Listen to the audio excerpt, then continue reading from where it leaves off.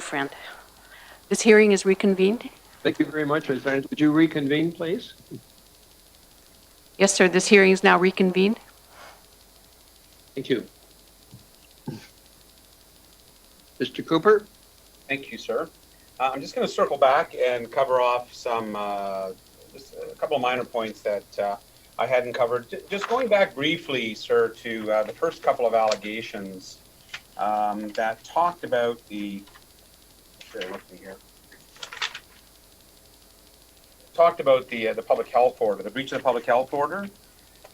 It just behooves me to draw the attention of you, sir, to the public health order itself, which I'm not sure which exhibit it was entered in as, but it was Exhibit 14 to my client's examination that preceded the inquiry. And it's the public health order, COVID-19 travel restrictions and self-isolation protocol as amended December 1, 2020. And I wanted to remove any doubt that you may have with respect to the propriety of my client leaving his isolation location, because the wording of the allegations in that regard seemed to suggest that the mere departure for anything other than an emergency or otherwise was against the public health order. But the Appendix A to that health order specifically says you have to stay. I'm not going to read it all. You have to stay at your self-isolation location unless, if you do not have a confirmed case of COVID-19, have no COVID-19 symptoms, are not a close contact of a person suspected of having COVID-19, and are not part of a suspected outbreak of COVID-19, you can go outside or outdoors for fresh air. Do not go to outdoor spaces where people or persons congregate. Keep a 2-meter distance from other persons and wear a face mask where this is not possible. Do not use public transportation or share a car, taxi, or other motor vehicle. So in the departures from his home, with or without Tricia, he wasn't doing anything wrong. And in fact, followed all the protocols. Now, from that perspective, the first or two of the first three allegations don't appear to have any basis, even in the public health order itself. He left his residence on the 14th, no question. He left his residence during the early morning of April 15th. No question. There's no contest in the evidence there, but he didn't actually do anything wrong. So I just wanted to bring that particular section of the public health order, Appendix A, to the adjudication's attention. And I would also... Thank you very much, Mr. Thank you.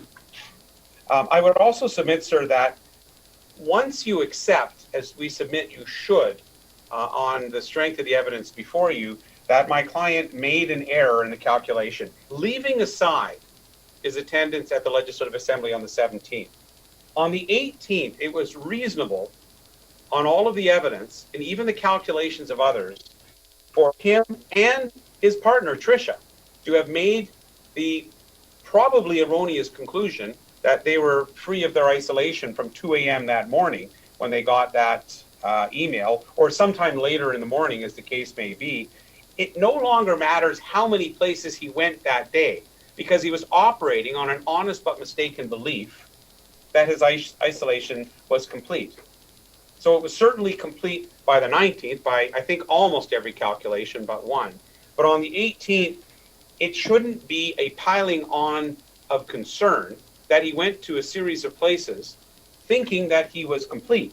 And if you accept the premise, again, as we say that you should, that it was a reasonable conclusion, however wrong, that was shared by at least one other person and described by at least two other people as a symptom of the mountain of information that they had to sift through, then certainly in our submission, Mr. Norn can't be faulted for any of the things that he did on the 18th, particularly when it comes to going to the racquetball club, or on the 19th when he met Ms. Dillaba for the box exchange, going to Natasha's house to pick up some material. Whatever the case may be, there does not appear to have been any breach of the rules contained in Appendix A of the Public Health Order.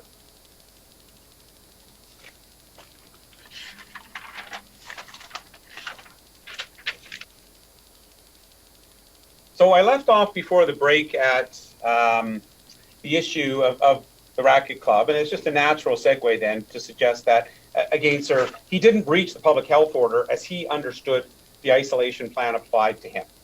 And retrospective assessment and critique notwithstanding, at worst, it was an oversight done in good faith, not even bad judgment, maybe bad math skills.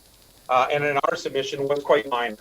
Leaving aside the potential hysteria of doing the butterfly wing analysis, he came in contact with virtually nobody. It really came into any sort of substantive contact at the Racket Club with no one. And when the medical evidence is considered, in light of what Dr. Deli-Pizzi said, really low, and I would submit very low, chance of any sort of threat, even if he's deemed to have done something wrong from his perspective. We have to be careful in the analysis not to replace our own analysis with his reasonably honestly held assessment of his own status. For him to be guilty of having breached the member's code of conduct, or by extension, the public health order or his self-isolation plan, he had to have intended to do that, or been entirely reckless, I suppose one could say. We heard, and I don't want to belabor this point, he made an error. He realized it after he spoke to Glenn Rutland many days after the fact.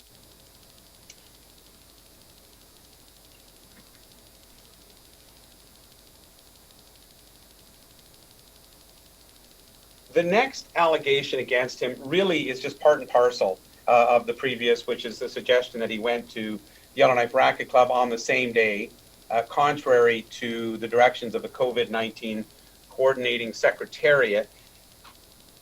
Made the calculations, he was wrong, same analysis, nothing I can really add to that, other than to again, maybe ad nauseum, remind you that even Mr. Marchiori couldn't do the calculations consistently. The next allegation, of course, is that he went to other locations between the 4th and the 18th. Now, this is a very generic, difficult in the abstract to respond to allegation. I believe on the basis of all of the information that we have today, that only really leaves out the Sue Ellen Dillabaugh exchange of a parcel. In the circumstances, the same analysis and the same submissions are made. He made a mistake as to the calculation, but even within the self-isolation plan, if he had realized that he was still probably within the framework of self-isolation, he took reasonable steps. So there is some conflict in terms of how much time was spent in proximity to Ms. Dillabaugh, but that conflict derives mostly third hand by what is alleged to have been said by Ms. Dillabaugh to the contact tracers. And so when you look at the evidence on that point, you give weight and credibility. The best evidence you have is from the two participants, Ms. Dillabaugh and Mr. Norn, both of whom seem to describe what might have been an extended conversation but at a distance. The only point of concern was the extended hand exchange. Now, I don't know how long Mr. Norn's arms or Ms. Dillabaugh's arms are, but that's got to be pretty close to 6 feet. It was brief. There was no direct person-to-person contact. And what we also heard on the medical evidence was that the current science supports the notion that most infections are not touch or surface related, but in fact, breathing. So they're outside, they're in proximity, but not close proximity, and it was for an uncertain amount of time, certainly no longer than 15 minutes, and it appears probably somewhat shorter than that. So again, the threat was very low, even if you hold Mr. Norn to task for having done the math incorrectly and having made that mistake.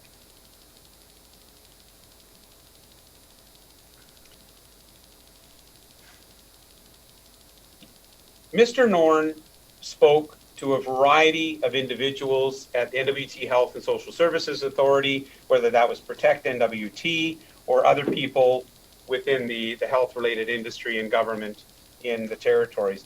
Now, potentially the most damning of all of this information was the evidence that is derived from one source, and that's a colored report that only Nurse Gilbert gave any testimony about. And when it was put to her, if she checked with her colleague about the accuracy, propriety, and timing of the allegation that Mr. Norn misled her, and I'm sorry, sir, her name escapes me, she was not a witness, it doesn't matter. Now, I appreciate, as a sole adjudicator at a public inquiry, you're not bound by the rules of evidence, but you are presumably bound by logic. And certainly, if that evidence was so important, we weren't made aware of any barrier to have that nurse also give testimony, rather than rely on the third-party recitation from Nurse Gilbert, who honestly admitted she didn't go to that witness to even confirm that it was her entry, that it was accurate, and that it was contemporaneous with the information being recorded, because all of that is really important. Nobody is suggesting any nefariousness or intent on the part of anybody at the government or protecting S.N.W.T to misrepresent, but we all can presume it's a busy office. There's a lot of things going on. Certainly not made any easier by Mr. Norn, no question, in that limited environment.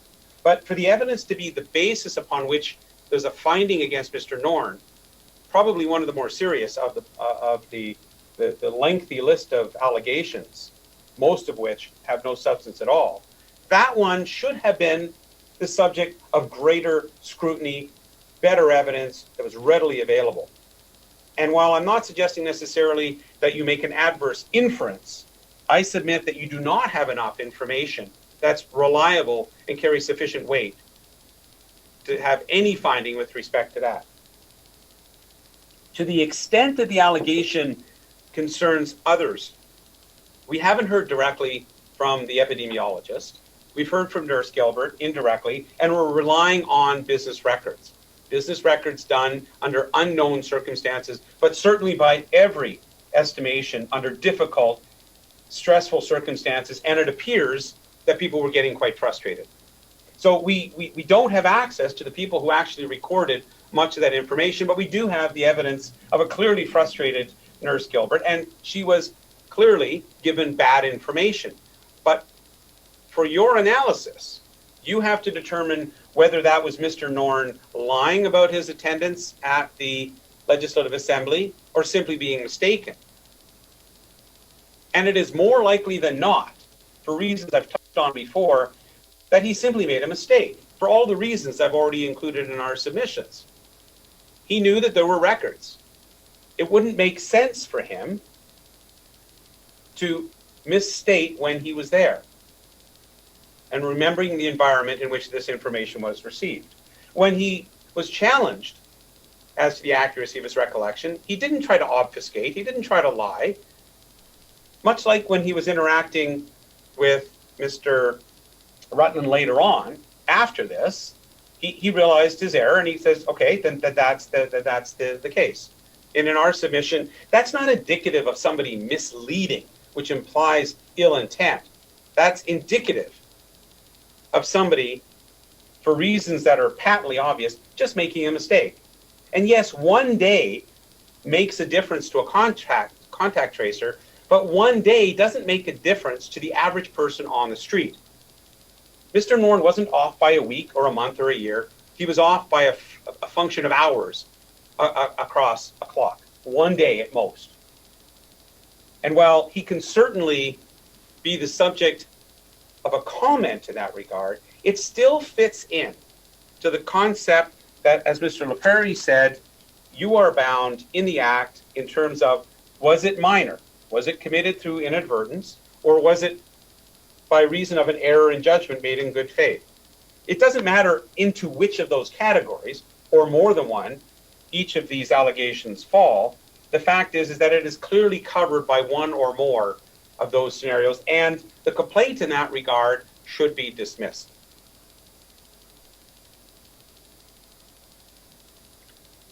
Again, sir, a lot of these allegations are overlapping and to a large degree repetitive. So when we look at the next allegation, again, suggestions that there were phone consults, and I believe that is in reference specifically, I don't want to misstate the qualifications, but the epidemiologist, the contact tracing expert, by whatever title or description she went. And again, Mr. Norn is being barraged now, not just by the media, not just by his colleagues, but by the health representatives. It's not a critique of the health representatives, it's a statement of fact upon which all of the evidence would agree. He's getting constant calls. Now, is he the author of his own demise in that regard? Sure. I'm sure Mr. Norn would prefer to have had a better, more accurate recollection of what was going on. He acknowledged his errors, the contact tracing went on, and we're now doing an after-game analysis.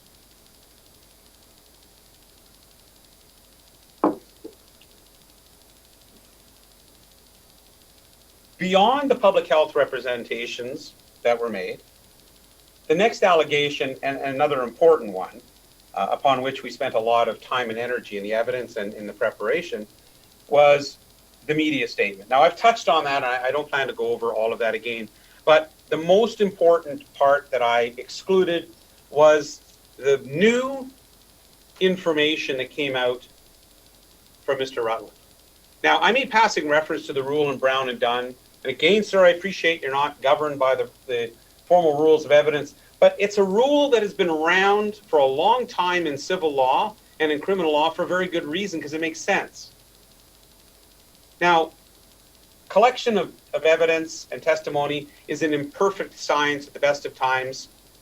It's hard to conceive that two lawyers sitting physically or notionally in the same room talking about events and focusing on one situation in which there's a purported breach of isolation by the entry into the Legislative Assembly by Mr. Norn on the 17th. It's hard to conceive how it is that Mr. Rylund, a lawyer, a man with increasing experience at the Legislative Assembly, didn't figure that this allegation about a political exemption wasn't relevant. Now, we may never know. We probably will never know why that was excluded. But the problem is that it came up after all of the other evidence had been tendered, most importantly, on the part of Mr. Norn. So Mr. Norn has to be given the benefit of the doubt. Logically, and the basis of fairness, question whether, in fact, that is reliable evidence. Not that Mr. Rylund is lying, not at all, but that Mr. Rylund was, one might say, negligent in not providing that information. He's not the average person on the street. He's a lawyer. He should have known that this was relevant, and he certainly figured it out in his testimony, because the evidence was not known to me, and it was not known to my friend, Mr. LaPrairie, and so it came out as a spontaneous utterance as part of his testimony. In our view, you must disregard that. But in the alternative, if you disagree, as I suggested during my examination of Mr. Rylund, there was in fact a political exemption in place. Unlike Mr. LaPrairie questioning him, unlike me questioning him, and unlike Mr. Rylund, Mr. Norn's not a lawyer. So the niceties of interpretation are well and great when lawyers are talking to judges and sole adjudicators, but when you look at the actual provisions of the control protocol, there is an exemption. The politicians and others, certain members of the legislative staff, were treated differently. If you believe that you can rely on the testimony of Mr. Rylund on this basis, and we submit you should not, but if you disagree, you then have to look at this from Mr. Norn's perspective. He was in, some would call it an elite, but definitely a small group of people that were permitted to enter the Legislative Assembly. And by that fact, and the fact that he was a politician, when you put those two facts together, you get a politician, a political special treatment exemption. And that's exactly, if he said that, that's exactly what makes sense. Now, he may have been awkward in the way he described it. He may have been legally inaccurate. Mr. Rylund may not have agreed with his analysis. But the fact is that it's a reasonable conclusion to draw from the evidence and the fact that you otherwise would be relying on a legal interpretation given by a lawyer as somehow binding on a non-legally trained elected representative.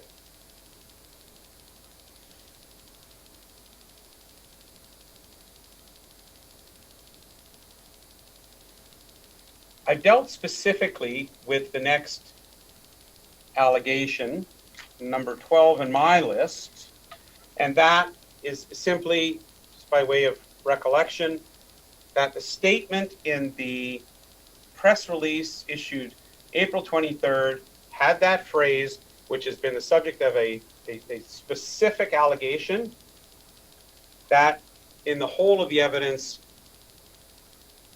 represents nothing done wrong. He was, in fact, on an isolation plan. It was never flagged by Mr. Rylund. A reasonable interpretation is the one that appears to be the case for both Mr. Norn and Mr. Rylund, because Mr. Rylund said everything in there was accurate. And that is in there, so by that fact, he must have considered it accurate. The only thing that wasn't accurate was, as we've discussed previously, the attendance that both of them knew had occurred on the 17th of September, of April.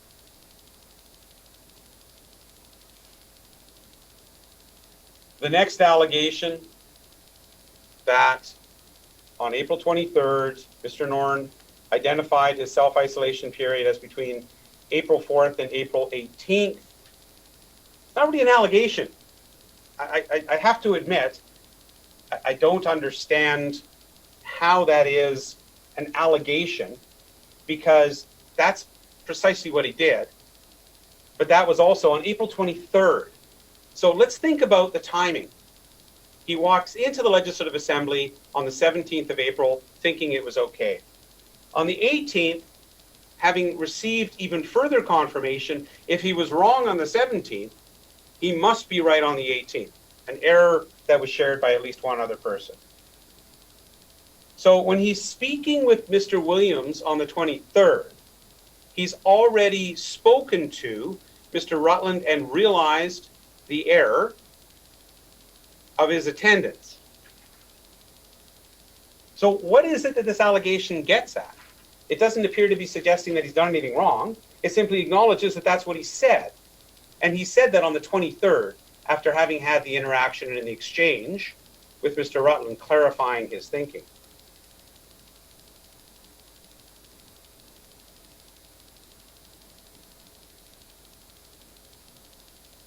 Moving then to the next allegation, and it's an important one. He said that he followed the rules. And again, I've talked about that a little bit, and I won't belabor the point. He was not in his right mind. It's quite obvious. He said that under oath.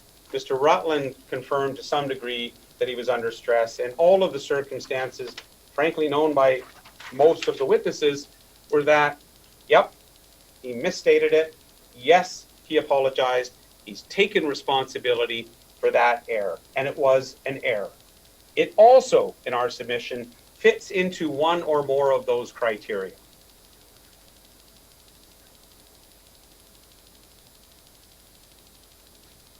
To the extent that the next allegation is true, that on the same day, same unfortunate early day short interview with Mr. Williams, that he didn't go anywhere before the Taste of Saigon, you heard Mr. Norn desperately wanting to protect his family. He had come from an event in the South involving family.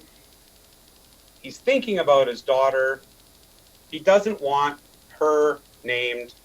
If nothing else is obvious to you, sir, from day one, Mr. Norn, even in discussions with Mr. LaPrairie and with anybody, has said, I have to protect my family. I don't want to name them. He resisted any of that, even during the inquiry under oath. This, in our submission, is precisely what he was getting at in that interview. He should have been clear that at that point he understood he probably broke the isolation on April 17th, but he's explained why he did that. He's not excusing it. He's apologized for it. He's owned it, to use his words. And let's not forget that this is all the subject of criminal proceedings, because that complaint carries on, and about that much more later.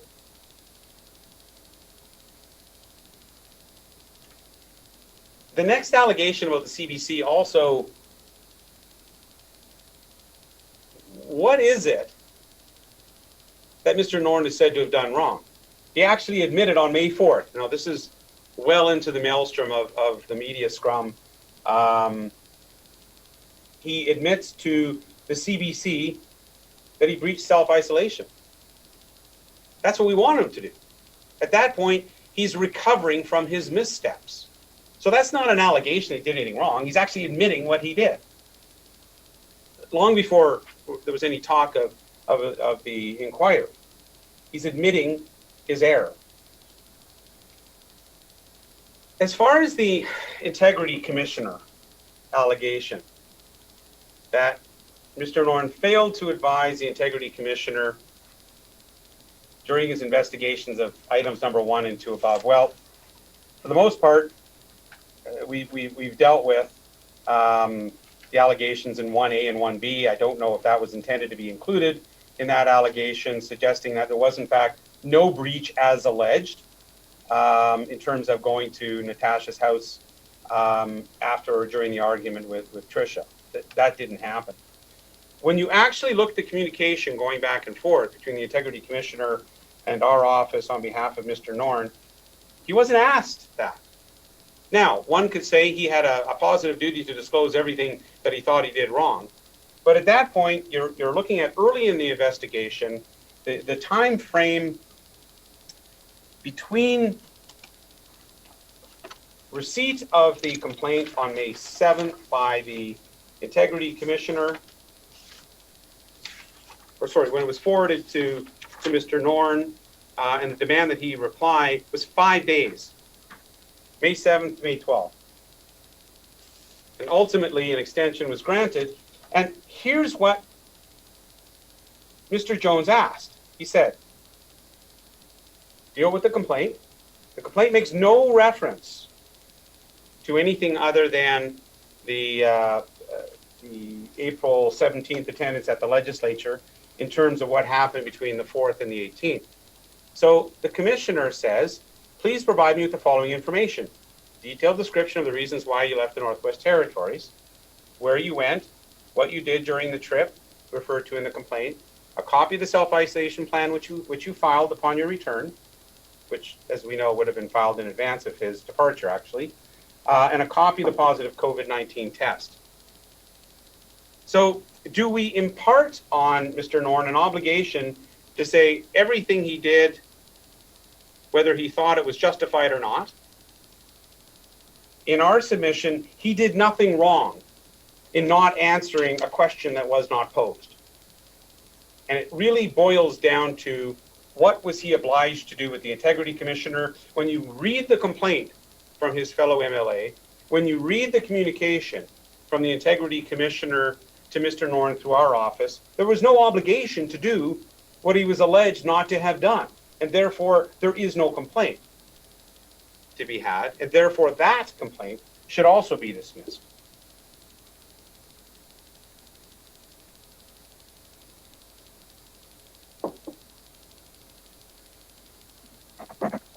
Maybe the most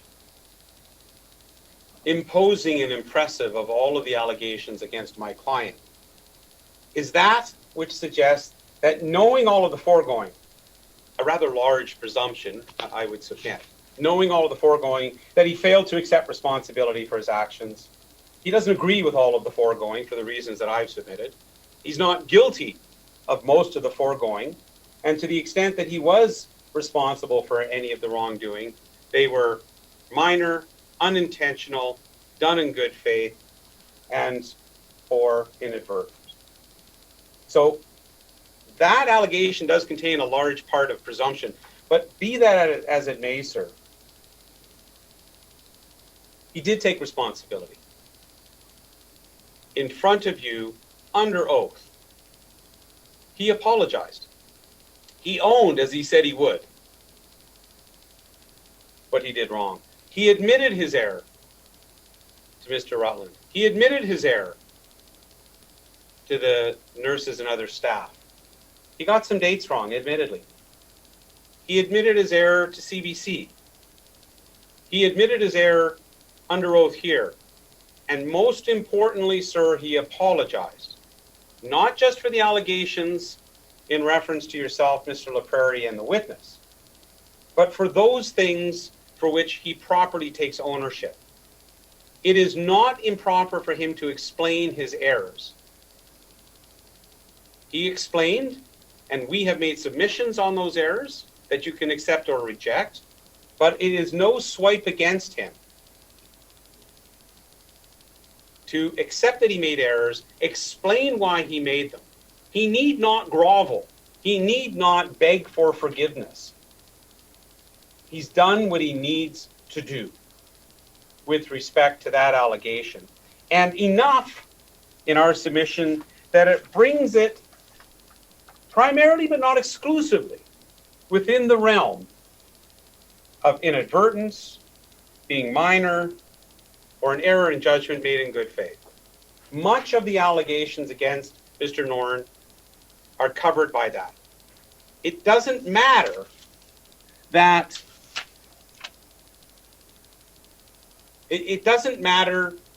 there is a whole series of allegations. So many of these allegations, even the ones that don't suffer from a lack of evidence, are just repetition, just versions of itself. If you actually boil down the allegations, there's a handful.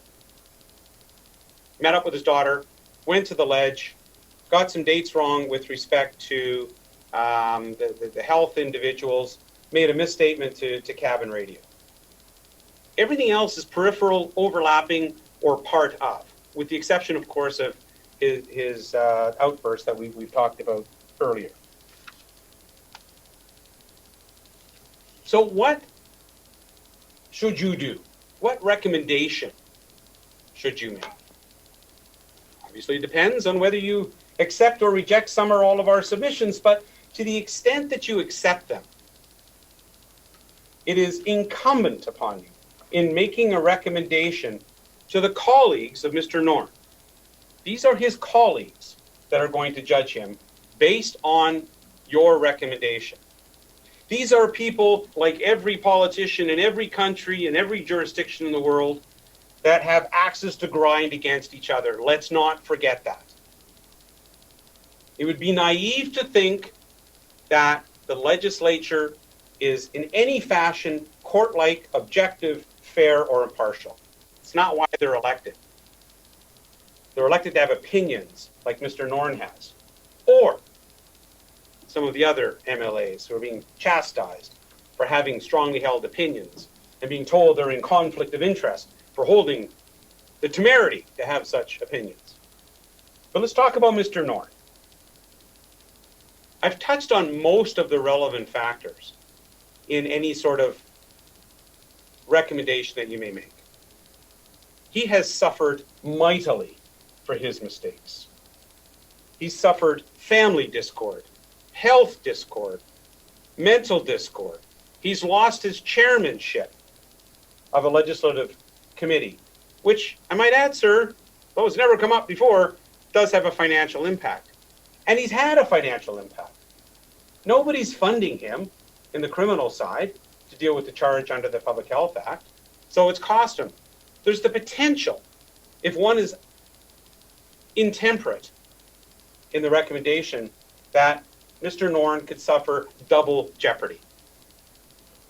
Double jeopardy is offensive to the law. There are books written about not dealing with the same thing twice. It can be civil, res judicata. It can be just simple sentencing principles in the criminal law. But we have to realize that if he is truly guilty of a whole series of events that have resulted in the criminal charge, he's going to be punished in that court. And we won't know the result of that court. Now, frankly, despite our suggestion this should happen after, you are going to be recommending potentially a reprimand or something without knowing what the criminal court will do. Now, the criminal court could conceivably consider what you do in reverse. But that's one of the quirks of parliamentary privilege, that it's really a bubble. And if we're in this bubble, there's a reasonable chance, and we can find no precedent on this issue. If it's out there, it's escaped us. Will the court consider any punishment that you give within the legislative, or recommend, and that ultimately the Legislative Assembly may adopt? Will the court consider that if Mr. Norn is found guilty of the offences for which he's been charged under the Public Health Act? So that must be foremost in your mind. He has lost prestige. He has lost sleep. He has lost friends. He has lost colleagues. He's as far from ad idem with his political colleagues as can be. Mr. Rylund, his one lifeline in the Legislative Assembly, acknowledged that relationship over time broke down. Again, it's not to blame Mr. Rylund. He was in a difficult situation, reporting to two masters, Mr. Mercer in the background, Mr. Norn in the foreground. So all of those factors must come into play as you consider the range of possibilities. He's also obliged to explain all of this to his constituents, who also directly or indirectly involve various First Nations chiefs. So his ability to do his work is certainly adversely impacted. The fact that he has spent as many hours here with us impacts his ability to carry out his responsibilities. And when you take that into account, along with all the time that he has the pleasure of dealing with myself and my staff, this has cost him mightily. And let's not forget that a common concept where there's any punishment at the end of a process, civil, administrative, or criminal, the process itself can be a part of or the whole of the punishment. Any politician, from a general concept, watching this is going to be very careful in the future. This is a public inquiry.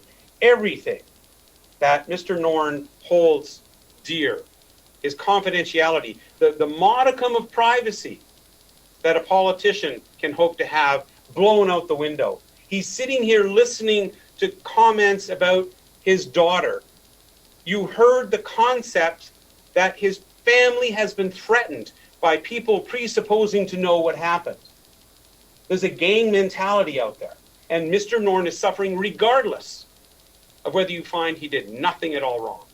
And regardless if you accept that his apologies and his acceptance of responsibility were sufficient. He is paying the penalty every day. There's no escaping this in the Northwest Territories.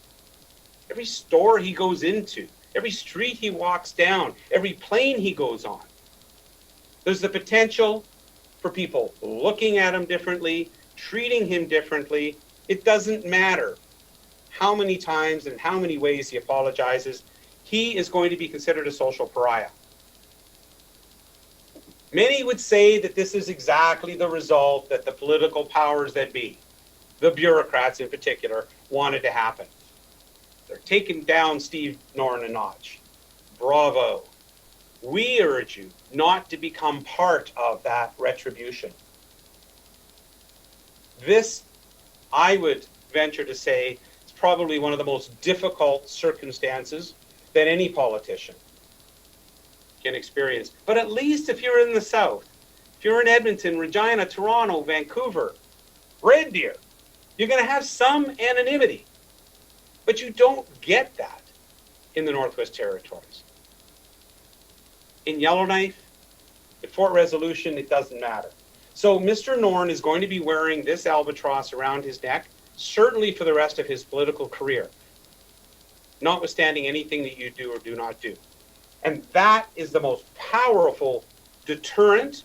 It is the most powerful punishment that anybody, politician or otherwise, can have. There's no hiding this.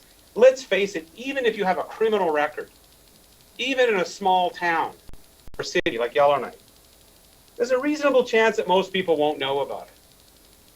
But when you're a politician in a public inquiry, having all of your dirty laundry and mistakes aired out for the world to see, it's forever on display. There's really nothing that you can do that is going to be even more painful than the pain he's already suffered. There are people that are hoping you're going to recommend that he vacate his seat. Absolutely. That's politics. That's people judging by watching YouTube and making sarcastic comments, biting comments, hoping that Mr. Norn will take a look.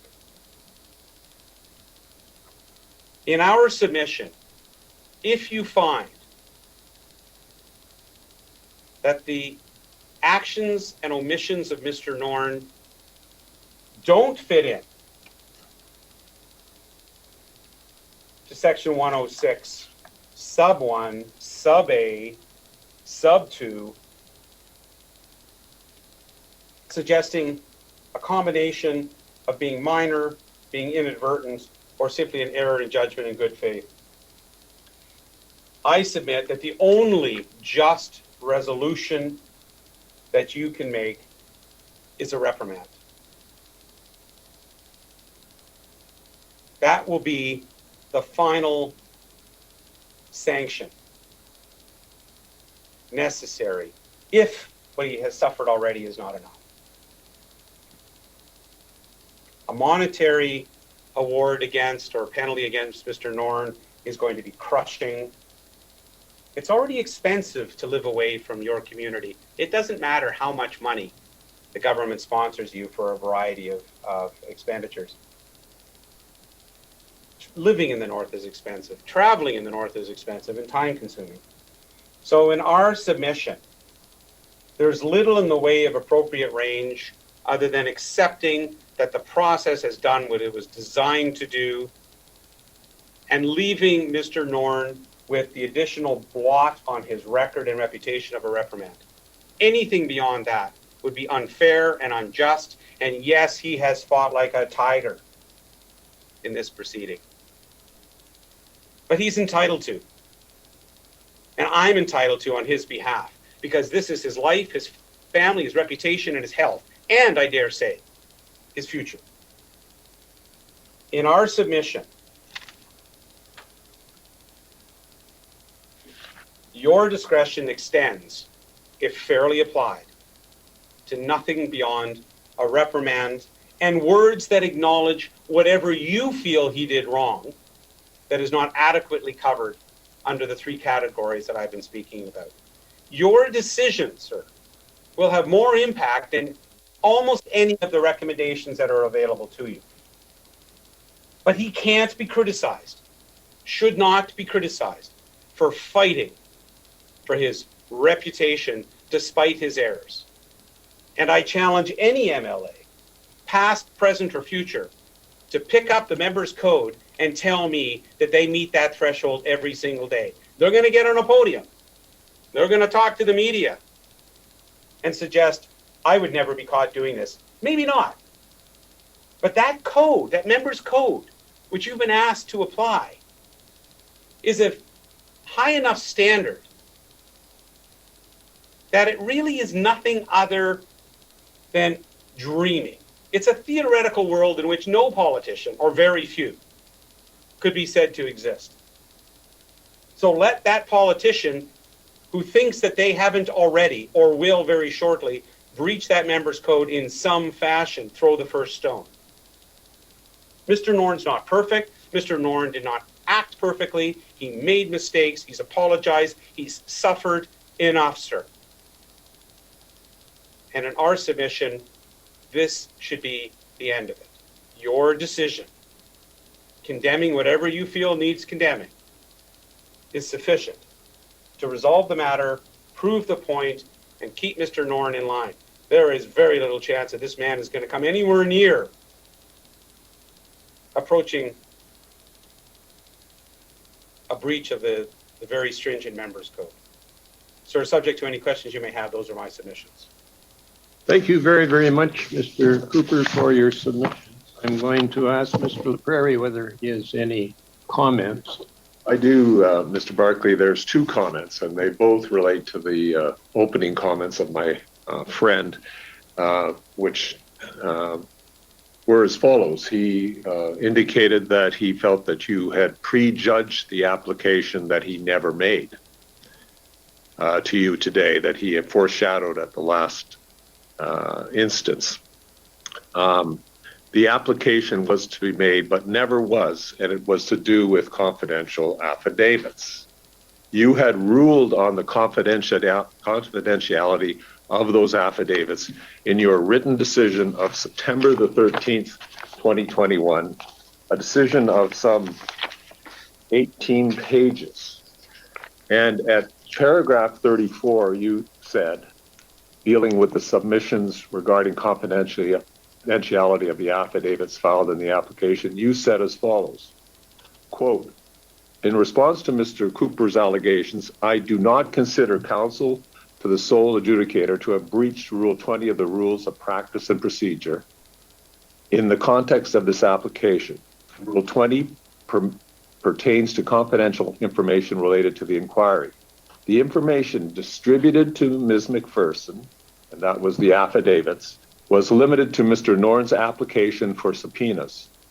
No confidential information pertaining to the subject matter of the inquiry has been distributed to Ms. McPherson.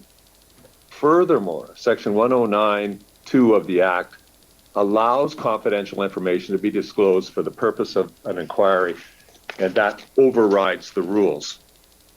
So in the context of having decided that issue already on September the 13th by way of written judgment, a written decision, you had an exchange with Mr. Cooper that is caught in the transcript, reproduced in the transcript of October 28, 2021.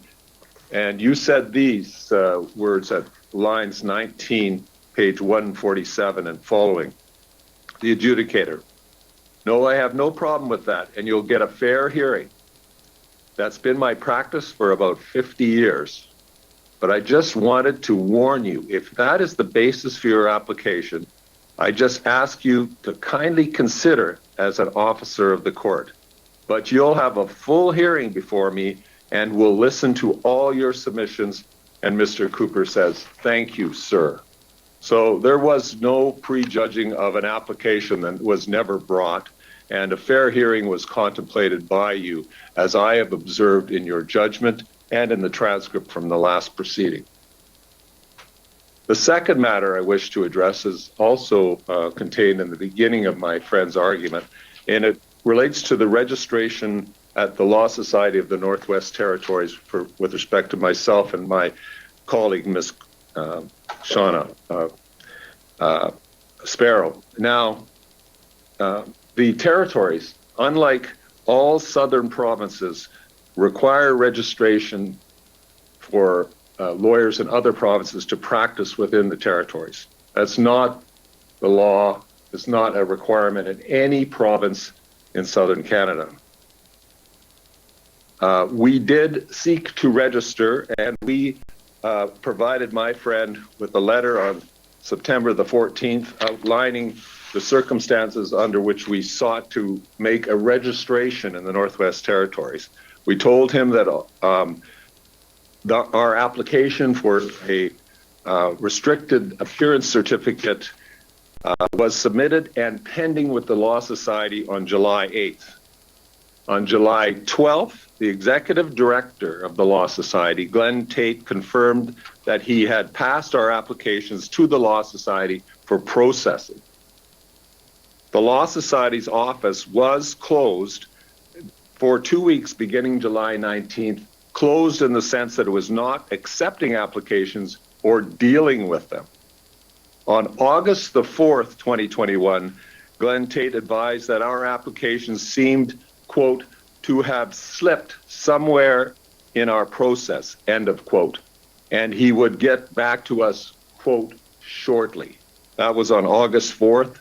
On August the 6th, 2021, these restricted appearance certificates for myself and Ms. Sparrow were approved and issued. This is the point that Mr. Cooper has made, that there was something illegal or going on with respect to our practice in the jurisdiction was a simple matter of registration. The entire matter is before the Law Society of the Northwest Territories to deal with this issue of registration. Those are the 2 points I wish to address you on. Thank you very much. Is there anything further, Mr. Cooper, that you wanted to say before we adjourn? Yeah, just to respond to that last point. Well, I don't think you should be permitted to respond, Mr. Barclay. Okay. Describing an application to the Law Society as merely a registration makes it sound like it's, I don't know, something the land titles or the corporations. The fact is it's an application process. Look, I sat on the admission committee for probably a decade. The application goes before, at least it used to, a group of people to determine whether it meets the criteria for membership. It's membership, oops, Mr. LaPrairie. It's not registration, and it's not as of right. You see, I have to deal with any number of lawyers over the course of the years because I'm a member of all 3 territories. I've done what I needed to do, and I've applied and been accepted in each. The interprovincial protocol, as I often have to remind my southern colleagues, does not apply in the north for a variety of reasons.